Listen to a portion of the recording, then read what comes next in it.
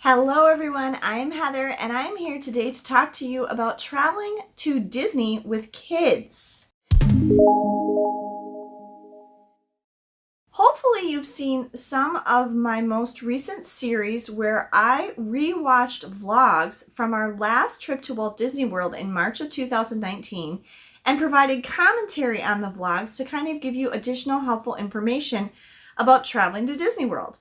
I have been to Walt Disney World multiple times. I've been to Disneyland in California, and I've been on Disney Cruise Line with kids, and I have done these various Disney trips with children as young as 5 months of age and as old as 18.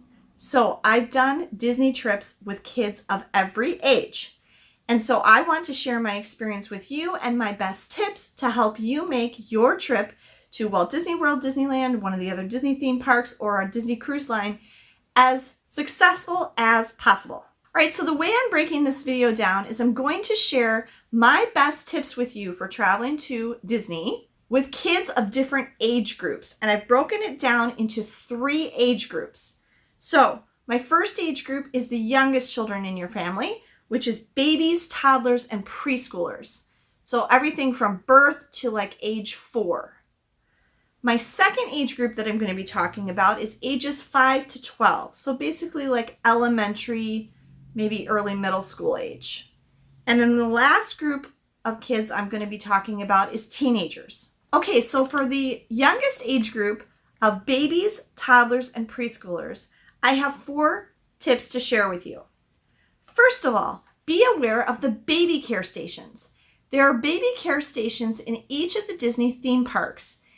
In Magic Kingdom, for example, it's over near Crystal Palace, right off of Main Street. And they're going to be marked on your maps in each of the parks so you can find them. Once in a while, they might move around temporarily because of like some refurbishment on an attraction or a building. But there's always going to be a baby care station available. The baby care stations are great. First of all, they're air conditioned. They have changing tables. They have nursing rooms. They have a whole bunch of baby and toddler supplies and even like supplies you could use for yourself for sale. They have baby food, formula, bottles, sunscreen, diapers, all sorts of stuff for sale in the baby care centers that you might need that maybe you forgot or you ran out of that are really handy and helpful. And then the other thing about the baby care centers, which I have personal experience with, which I told you all about in this video, which is a very interesting one and very worth your time to go back and watch. The baby care centers are also where they will take a lost child. If a child gets separated from their parents and they get help from a cast member, that is where the cast member is going to take them if they can't find the parent right away. So if you lose your child at Disney, and they're gone, they're very likely already in the baby care center. And like with my daughter in that situation, she was being very adequately cared for by real British nannies and watching a brand new Tinkerbell movie that hadn't even been released yet. The baby care centers are really great, something to be aware of if you have babies and toddlers. Okay, another thing, great tip for the youngest age group is characters and character meals. Okay, there's 2 sides of this. Now, during the pandemic right now, they've just been doing like the character cavalcades where characters kind of do little parades and they're doing like distanced things and you can see them, but you can't pose with them and things like that.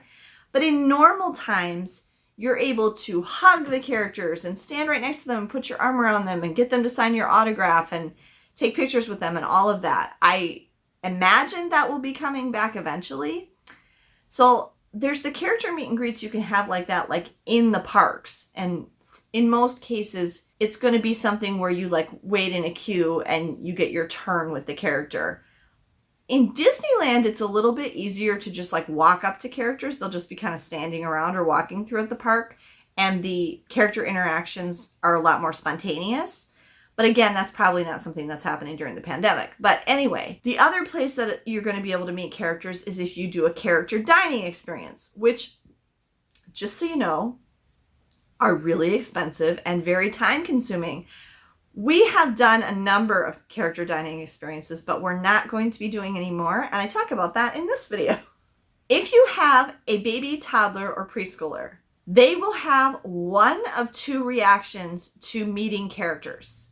And I'll also keep in mind there's two types of characters. There are face characters, which is like a Disney princess or Gaston or somebody like that, where it's an actual human with a face. It's an actor. It's a person playing the character. It's a real person and you see their face. Okay, there's those types of characters. That's not really the ones I'm talking about here. I'm talking more about the costumed characters.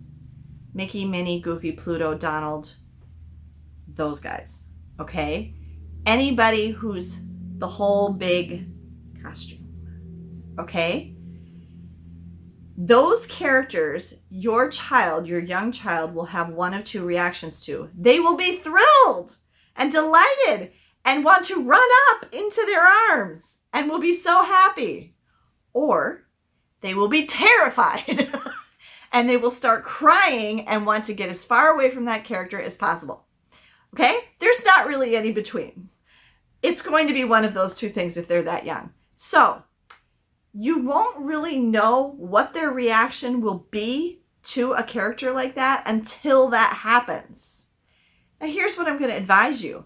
If they have the first reaction, introduce them to as many characters as you can. You will get some adorable photos. You'll have some wonderful interactions. Go to 3 character meals. But if they have the second reaction, stop meeting characters and do not force your young child to meet characters if they are scared. Just accept that that's not going to be a part of this particular trip's experience. Okay. Oh, you can also meet characters very easily on Disney Cruise Line. It's actually much shorter queues and much easier to meet the characters on Disney Cruise Line than it is in the theme parks. Third tip for babies, toddlers, and preschoolers: be very aware of the height requirements. Disney theme parks are extremely family friendly, and there's always going to be at least some rides that everyone is going to go on. I was actually pleasantly surprised when we took my son Ben to Walt Disney World when he was 11 months old. And I mean, he couldn't stand or he could sit, but he couldn't stand, he couldn't walk. But there were a surprising number of attractions that he could go on with us. You need to know what the height requirement is for things, and there's going to be some rides that there's going to be lots of rides that they're not going to be able to go on because they're too small. That's when you want to take advantage of the rider switch option. The rider switch option, which basically every theme park has some version of this, by the way. Universal Studios in Florida even has designated rooms for parents who are waiting with their child for the other parent or the other adult to go, to like keep themselves, where you can rest and be entertained. So that's kind of nice. Disney doesn't have that, unfortunately, but basically what happens is you go up in the queue and you tell the cast member, we'd like to do rider switch. They let one big person, adult or whatever, go on the ride, and the other one waits with the small child. And then when that person is done, they let them switch and let the other adult wait with the child while the other adult goes, and they don't make them wait in the line again. This is especially nice if you have kids of different ages. Kid number 1 and kid number 2 are old enough or tall enough to go on the ride, but baby kid number 3 is not. Kid number 1 and kid number 2 can go on there. Probably not too well, maybe. They can go on the ride again with the other parent, so dad and junior go on the ride while mom and baby wait, and then they get done. Now mom and junior can go on the ride while dad and baby wait. So be aware of that. Okay, and then my fourth tip for the youngest party is keep their schedule in mind and stick to their schedule and their routine as much as possible. Just because you might be okay doing rope drop to park close, they're not going to be. And you want them to be able to stay on their meal schedule, and you want them to be able to stay on their nap schedule and bedtime. You're going to have a miserable time if you are forcing your baby, toddler, or preschooler to completely abandon their schedule for this vacation. This is where it can be really helpful when you have two parents. So this was I guess by the time I was taking my kids to Disney by myself, they were past this age. So this wasn't really an issue for me. Although I did go on a Disney cruise with my son Andrew when he was 4, and he did still take a nap every day. And so I just laid down in the stateroom with him every day when it was his nap time, and we both took a nap. So you might have to do something like that. But I do remember when we went to Disney World when Ben was 11 months old, he was a baby, there were a couple times where my husband took the baby back to the hotel and I stayed in the parks with the older 2 kids so that we could still do stuff, but baby could stay on his schedule. It's super nice if your baby is good about napping in the stroller. For this, I would say do not get a Disney stroller. It is much, much better to bring your own stroller. Or there was one time we were going on a trip and I realized halfway to the airport that we forgot the stroller. We stopped at a Walmart and bought a little umbrella stroller, and I kept that thing for years. So you don't necessarily need the biggest, fanciest stroller, but just some stroller that can recline, that they can lay back in, and that you can shade them. As long as you have those 2 things and they'll sleep in the stroller, well then you might have a little more flexibility because you wouldn't necessarily have to leave the park and go back to the hotel for them to nap. Okay, moving on to school-age kids, so ages 5 to 12. I have 6 tips for this age group. First one, they might not want to walk. You might want to consider getting a stroller for your 5 or 6-year-old. Disney is a lot of walking. You could be walking up to 10 miles a day. I'm not exaggerating. Your feet are going to hurt. Another thing about that is before you go on your Disney vacation, start going for long walks with your kids. Start taking them for walks and gradually building up their endurance, and especially make sure they have very well-fitting, very comfortable shoes. I do not recommend sandals, absolutely do not recommend flip-flops, or anything that's real flat, Crocs, anything like that. Those are not good shoes for Disney parks. You need a good, well-fitting, comfortable sneaker, really, with good arch support and lots of cushioning. It can be a good idea, though, to bring a pair of sandals, especially if you're going to Walt Disney World in Florida during like June to November, like hurricane season, because there's always going to be afternoon thunderstorms and it's possible that your feet could get wet. So if you can get a nice, comfortable, well-fitting, orthotically acceptable sandal, that is okay because it's going to be quicker for your feet to dry. And I guess the other thing I would say is it's a good idea to bring extra socks. So if it does rain and your socks get wet, and maybe 2 pairs of sneakers, so one could be drying the next day when you wear the other pair. Just be aware that your kids are going to get tired and they might not be able to keep the same pace as you, and you might want to consider for those younger kids on getting a stroller. Even if they think it's like embarrassing, get it anyway. Okay, second thing that you need to do at Disney with this age group is you need to prepare them for lines.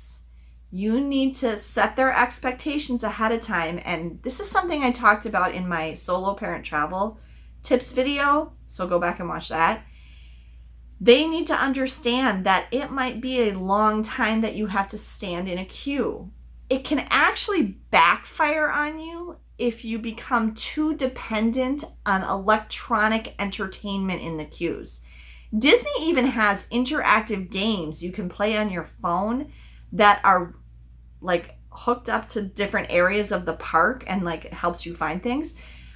Again, with that though, Disney also has some really cool queues. They have some wonderful interactive queues. Now, a lot of those things have been closed during the pandemic where it's a lot of touching, but I think those things will be opening back up, and things like the Peter Pan's flight queue, the Adventures with Winnie the Pooh queue, the Seven Dwarfs Mine Pooh queue, those all come to mind right away. Those have really fun queues with lots of interactive elements and things to look at in the queue.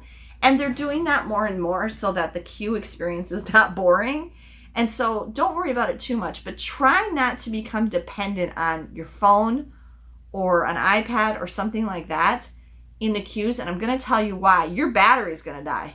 your battery's going to die really quick. The Wi-Fi at Disney is not great, and it's notorious for killing people's batteries when they have to be on the My Disney Experience app all the time. Try to use your phone as little as possible. I mean, unless you got a great big old external battery pack that you're bringing with you to charge your phone all day, your battery's going to die, and you don't want to be dependent on using electronics in the queue.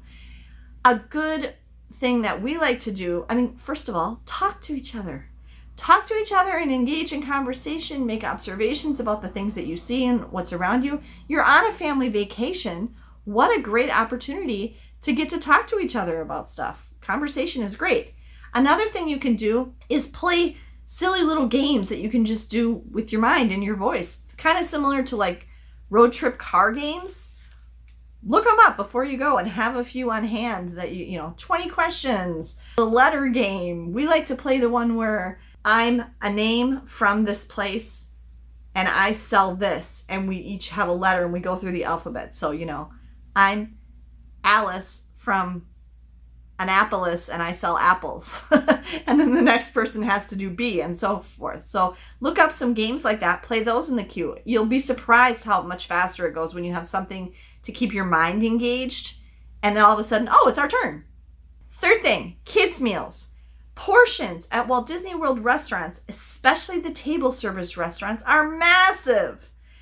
Your kids are not going to be able to eat that much. So in this age group under 12, I would highly advise, even if it says it's only for 9 and under, just order the kids' meal anyway. They're not going to eat that much. And oftentimes for this age group, the food on the adult menu is not going to appeal to them. Or if you do want to get an adult meal, share. You share with the kid, or have 2 kids share if you're at a table service restaurant. At the counter service restaurants, anybody can order a kid's meal, no problem.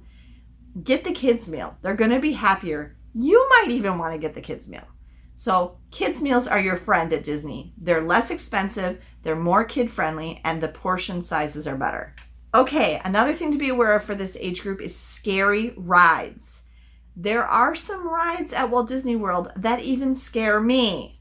Dinosaur is very, very scary, okay? Stitch's Great Escape, which is closed now, thank God, is very scary, was very scary, okay? Depending on what scares them, there might be different things that scare different kids. Some kids are scared of spinning because they're afraid they're going to get sick. Some kids are scared of heights. Some kids are scared of the big drops. I'm scared of the big drops. I won't go on Splash Mountain anymore. Some kids are scared of the dark. So you know your kid best. You know what is scary to them. A really good reference for this topic is to get the books by Very Unofficial Travel Guides. They have a whole section in the Very Unofficial Travel Guides for the different Disney parks on rides that are scary and what makes the ride scary, potentially.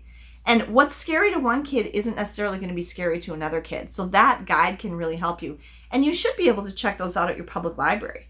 Number 5 tip for this age group is pool time. Please, please, please schedule at least one day where you just get to stay at your resort, or at least part of a day or something where the kids just get to swim in the pool. That will make them so happy. I remember when we went to Disneyland, we took 1/2 day to swim in our pool. We were staying at Paradise Pier Resort at Disneyland. And after that, my son Ben kept asking me, do we get to go back to the pool now? He had more fun swimming in the pool than all the money I paid to go into the theme parks. It's not that he didn't have fun in the theme parks, but he just really liked swimming in the pool and going down the water slide and stuff. Especially if you're staying on site, but even if you're not. Every hotel in California and Florida is going to have a pool. Make sure you have at least one day where your kids can swim in the pool. They'll be very happy. Okay, and then the last one for this age group of 5 to 12 is to let them help you plan and make choices. So when you're planning your trip, whether it be to Disney theme park resort or on Disney Cruise Line, let them help you decide on the key choices, especially like restaurants. Which restaurants do they want to eat at? Which character experiences maybe do they want to have? Are there some rides for them that are must-dos? I really want to do this ride. And then like when you're on Disney Cruise Line, every day you'll get your activity guide with the schedule for the day. bring a different colored pen or marker for each member of your family and let everybody circle the things that they want to do, so you can make sure that you get to, one or two activities that's something that each person in your family wants to do. Let them help make the decisions and help in some of the planning, and then they'll feel more invested in the trip, and they'll feel like their wishes and the things that they want to do aren't getting ignored and lost in the shuffle. I still feel bad. When we went to Disney World in 2015, Ben really wanted to ride Dumbo, and we didn't. As we were walking past it, Ben said, "Mom, can we ride Dumbo?" And I didn't hear him. And he told me about that after we got home, and I felt so bad. And so when we went back in 2019, the very first thing we rode was Dumbo. Last age group is teenagers. So the number one tip for teenagers is let them have some independence. And there's two different things with this that I would suggest. Number one is let them ride alone. If there's a ride that they want to go on and you don't, or the littler kids in the family don't want to, let them go by themselves if they want to do that. This is totally the case for us with Expedition Everest at Animal Kingdom. Megan loves that ride. The first time she rode it, Andrew went with her, but Andrew didn't want to go on it again. It didn't make him feel the greatest, and I'm too scared to go on that ride. I've been on it once and screamed my head off. And so she loves that ride and wants to go on it again and again, so we let her go by herself. Problem solved. And she can go through the single rider line. So if there's a ride that your teenager wants to ride and the rest of you don't, let them go by themselves. Let them do things by themselves. Let them go to the bathroom by themselves. And then to the extreme of this is let them go off alone. Like what happened in this video. I let Megan go to Hollywood Studios by herself for an entire day while Ben and I went to Epcot. Give your teenagers some independence and freedom and let them do some things by themselves. For the most part, we're together. But, even if your kids want to be apart from you more than mine do, set some ground rules right away at the beginning. We're going to have every meal together. We're going to do this much together. But the rest of the time, you can have free to do what you want. That's really going to make a difference to your teens. Second tip for teenagers, by the way, I consulted my teenagers on this part, is to make sure they have their own money. So whether that be that they have physical cash on them, and for some trips in the past, I've given my kids there used to be Disney dollars. I've given my kids a certain, you have $100 for this time period or whatever. And that's your limit, and you can get whatever souvenirs, so there's that way of approaching it. And that might work a little better with younger kids. But for older kids, Megan's got a bank account and a checking account. She's got her own debit card. She's got her own money. She can buy stuff if she wants to. Also, to give them purchasing privileges with their magic bands is another option. And you can choose that some of your kids have that and some of them don't. So I think on our last trip, Megan had purchasing privileges on her magic band, but Ben did not. So Megan could buy things, just like when she went to Hollywood Studios that day, she bought food for herself and she bought souvenirs for her and Ben. She bought them a couple of t-shirts. And so the ability to buy things if they want to is nice privilege for teenagers to have. Obviously, you want to monitor that. If it's their own money, they can do what they want. But if you're allotting money to them or a certain amount of money, you want to have some guidelines. But that can be really nice for them if they know that they have the ability to buy something if they want or need to. Okay, a third thing, Megan brought this up. This is very important to her when we stay in hotels. Let them have a key. Let them have their own key. When you go to Disney, let them have their own magic band. Now, when you go on the Disney Cruise Line, everybody's going to get their own key card anyway. But when they give you keys for hotels, say you don't have magic bands and they're just giving you the card or whatever, or at any other hotel you stay at, when they ask you at the front desk, how many keys would you like? Let those teenagers have a key. So they, again, have a sense of freedom and independence and also ability, they could get back in the room by themselves if they wanted to. So that's something that is important to them. Let them have their own key. And then the last tip, which again, Megan shared with me, was let them sleep in sometimes. There's going to be days where you get up early because you want to rope drop a park and all that, and that's fine. but let there be at least a couple days in your vacation where it can be a vacation for the teenager and for you, and everybody gets to sleep in. I made the mistake of not doing this on our 2015 trip, and one day we all slept past noon unintentionally and like missed our lunch reservation. But on our last trip, I had a couple days where I was like, we're going to just sleep in today. And I already have it planned for our upcoming trip in January that we've got 3 days where we don't have to, 3 or 4, where we don't have any reason that we have to get up and we can sleep in. That's something that your teenagers will really appreciate, and whether you think you will or not, you will actually appreciate too. So those are my best tips for you for doing Disney with different ages of kids. I hope that this was helpful to you. If you liked this video, please be sure to give me a thumbs up down below. If you have any other tips for any of these age groups that I didn't mention, please be sure to leave those in the comments and share them with everyone.